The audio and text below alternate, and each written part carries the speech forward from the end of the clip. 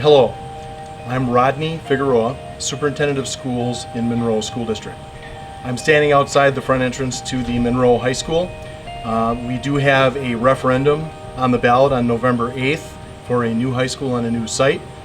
This video is intended to give you some information about our current site so that people that are unable to come and do a tour will have an opportunity to see some of the challenges we have educating our kids in the 21st century here in MONROE. This was the first year that I was in the community, so the first year I got to enjoy Cheese Days.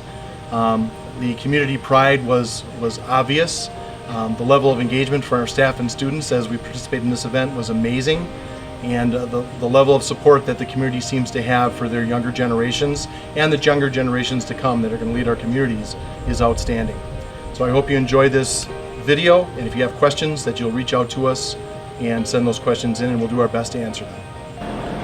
One of the things you'll notice in the hallways at MONROE High School is we have 10 to 11, maybe 12 large circular barn fans, and we have over 40 dehumidifiers in classrooms. And the reason for that is we need to keep air moving in the building, and we need to take water out of the air because the circulation and the air movement throughout the building is just not good. And we are working the hardest we can to make sure that that stagnant air doesn't become mold. That's our biggest worry. When it gets really, really hot and humid, you can feel the floors sweat up. There's water on the floors. It just feels really wet in this building. And I know that happens in a lot of old spaces, but this one especially, there's just a lot of water in the air. The custodians go around and empty those dehumidifiers twice a day. They run 24 hours a day.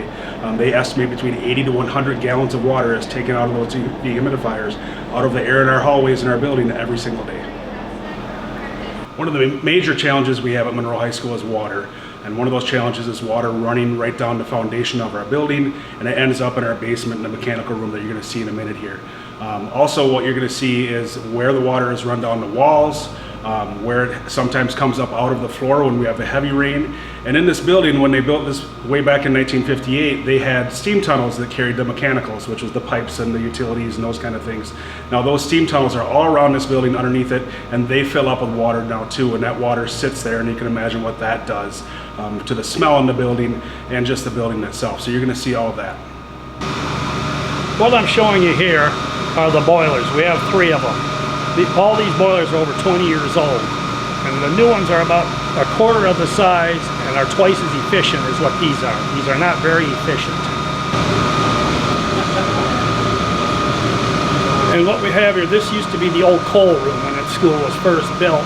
And as you can see, we have leaking from the walls when we get heavy rains. It leaks through the walls here, and on the other section I'll show you where it leaks up through the floor.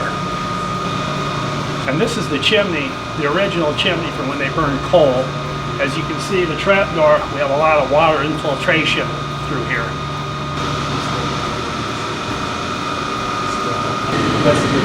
And when we have heavy rains, it leaks very severely through the wall here. As you can see the crack. This area is our locker room and gymnasium area. And I'm standing in front of the stairway that goes down to the locker rooms. The locker rooms for both Phi-Ed and athletics are not handicap accessible and are both in the basement. Obviously there's some issues with ventilation and circulation in those areas, as well as just keeping those areas sanitary and clean.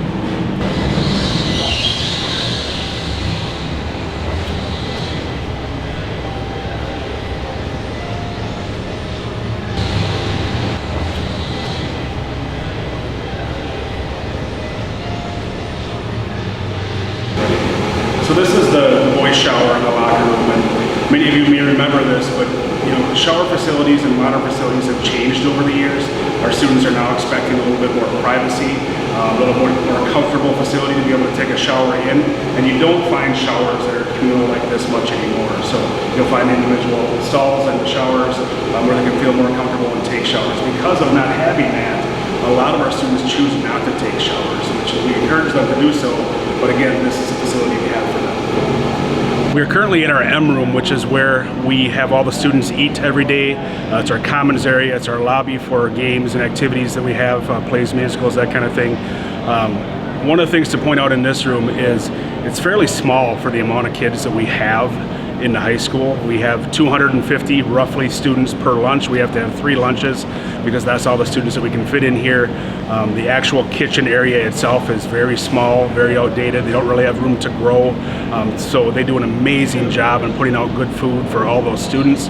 Another thing to mention is around all the poles, if you're able to see the floor, if you're ever in here, the floor is sinking away from the poles. You can see the indentation, and you can also see the indentation where the floor is sinking away a little bit from where they added on this area. I believe that was in 99 or 2000. So you'll see that, and it's pretty pronounced. A lot of times you probably walk over it, don't even notice it, but I encourage you, next time you're in the building, to look at that, and you'll notice it pretty quickly.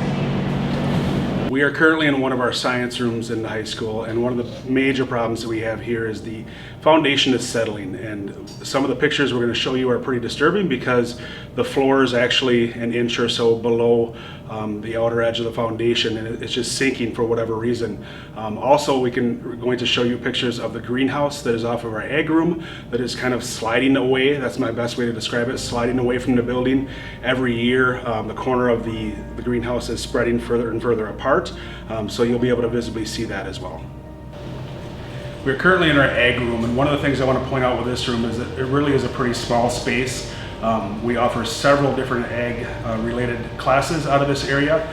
There just isn't a whole lot of room to work for them. We do have a headroom and a greenhouse there, and they do quite a lot of really, really good things, but we could use so much more space. And I could generalize that to all of our classrooms in the high school.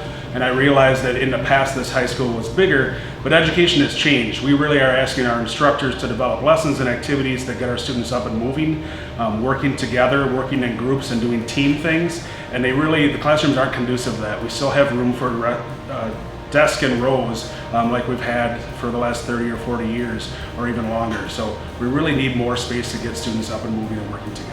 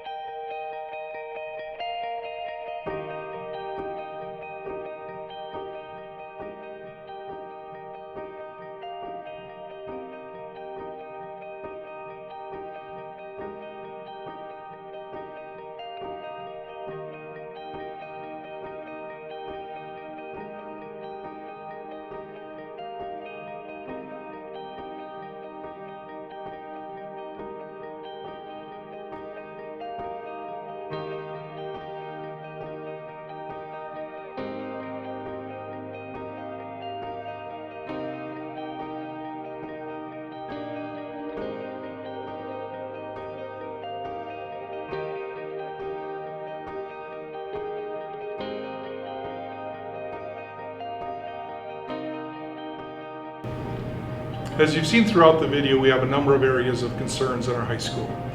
When you start addressing large mechanical systems like heating and air conditioning, electrical, plumbing systems, and updating them to the current standards of today, the costs start to rise really quickly.